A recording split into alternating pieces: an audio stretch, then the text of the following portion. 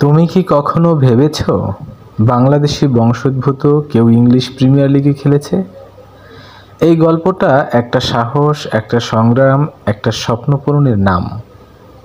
আর এই গল্প হামজা দেওয়ান চৌধুরীর।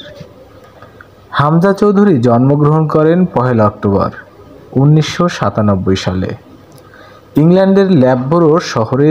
তার মা বাংলাদেশি, সিলেটের মেয়ে, আর বাবা গ্রানাডিয়ান বংশোদ্ভূত।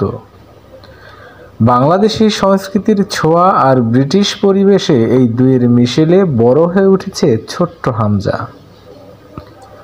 শৈশবে থেকেই সে ছিল দারুণ চঞ্চল, পড়ালেখার চেয়ে বলের পিছনেই তার মনোযোগ ছিল বেশি।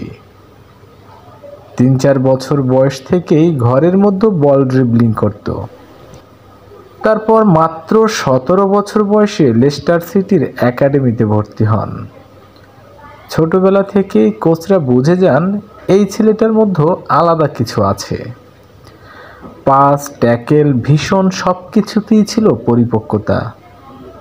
সে নিজে বলেছিল, আমি ফুটবল খেলি শুধু জেতার জন্য না, খেলার আনন্দটা অনুভব করার জন্য।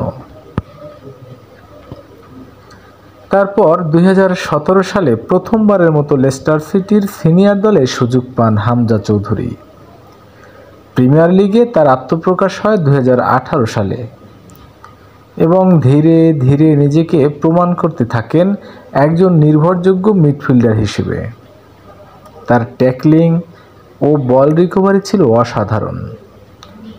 একটা সময় তো ইংলিশ মিডিয়া বলতেই শুরু করলো, Hamza is a Real destroyer in the midfield. Hamza সবসময় গর্বের সঙ্গে বলতেন, আমি বাংলাদেশি, আমি ব্রিটিশ, আমি মুসলিম, এই পরিচয় নিয়ে আমি গর্বিত। তার স্টাইল, তার আচরণ সব কিছুতেই ফুটে ওঠে তার শিকড়ের প্রতি সম্মান। হাজারো ফুটবলারের ভিড়ে হামজা আলাদা, কারণ সে শুধু খেলোয়াড় নয়, সে এক অনুপ্রেরণা। সে আমাদের দেখিয়েছে স্বপ্ন, পরিশ্রম আর আত্মবিশ্বাস থাকলে পাসপোর্ট নয়, মেধাই আসল পরিচয়। সালাম হামজা দেওয়ান চৌধুরী।